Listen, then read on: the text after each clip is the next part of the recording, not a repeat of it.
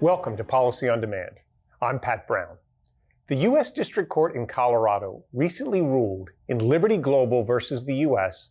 that the taxpayer was not entitled to a refund, holding that the four-step series of transactions underlying the refund claim lacked economic substance. Joining us to share her insights on the case and its potential impact is Laura Williams. Laura, welcome. Thank you, Pat. It's good to be here. So this is really a fascinating case. So we know, of course, that the economic substance doctrine has been around for decades and decades. It was, of course, codified in 2010 as Section 77010.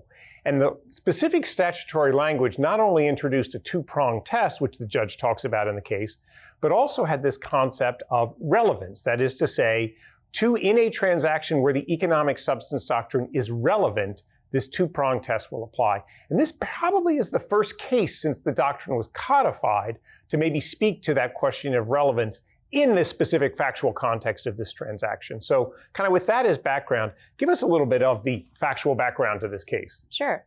This case started as a reg validity case. So Liberty Global sued the U.S. government for a refund related to the validity of the 245 CAFE regulations. And in fact, won on that claim. And the government filed a counterclaim and said that, in fact, they did not owe a refund to Liberty Global on the basis that their transaction, or at least the first three steps of their transaction, lacked economic substance. Right. And so the transaction was about the sale of a foreign subsidiary out from underneath the U.S. group. But prior to the sale, which was the fourth step of the transaction, the company did a couple of pre-steps. So they capitalized the entity with profit certificates. They moved an entity that caused debt to kind of spring to life when they effectuated the third step, which was the conversion of an entity from a disregarded entity to a corporation. And so what the government claimed was that the first three steps of that transaction should be disregarded by the court because it lacked economic substance. Right.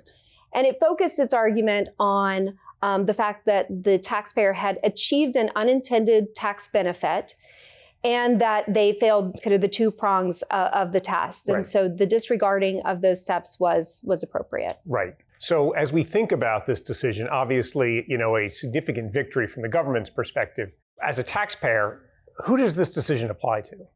Well, it can apply very broadly. I mean, in response to the government's claim, what Liberty Global said is that economic substance is not relevant to those first three steps of the transaction. And they pointed to the legislative history from when economic substance was codified in 2010. And what that legislative history says is that the codification of economic substance is not intended to apply to basic business transactions. And Right. so Liberty Global's position was these are basic business transactions, and therefore the court should not apply it. The court obviously rejected that view. It's an interesting opinion by the judge because it's somewhat of a novel application of the way that we've all thought about relevance. Right.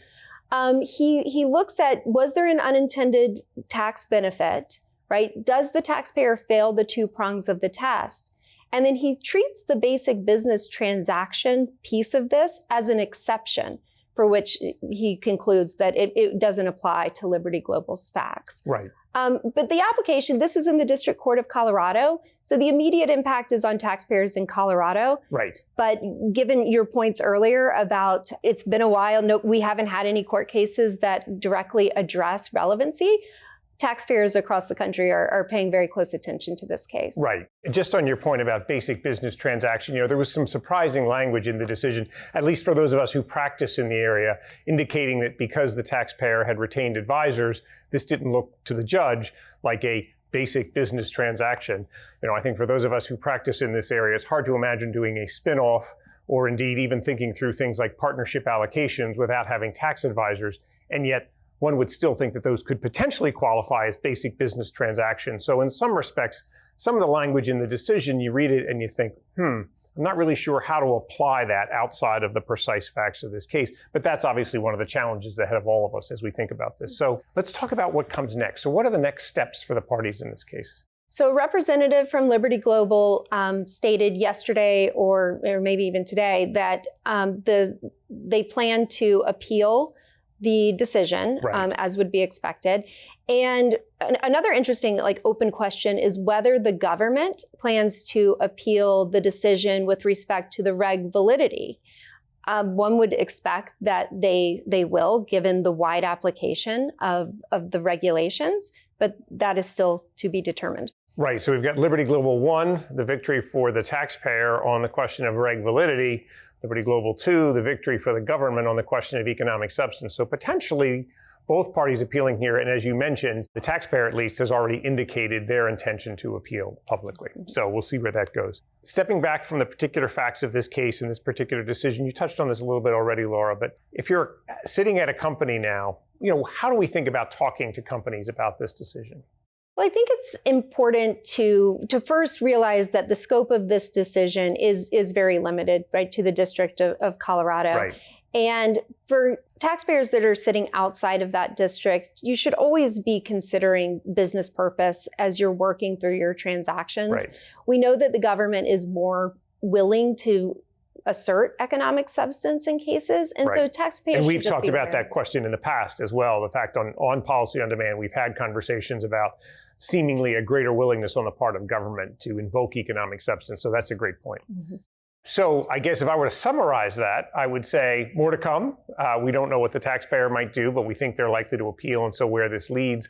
But whether or not you're in the District of Colorado or outside of it, thinking about these concepts, business purpose, change in economic situation, are obviously points that have continued to be relevant for taxpayers, but this essentially gives us maybe an additional, even greater focus on that than in the past. So Laura, thanks very much for sharing your thoughts with us. Thank you. And thank you for joining us. Take care.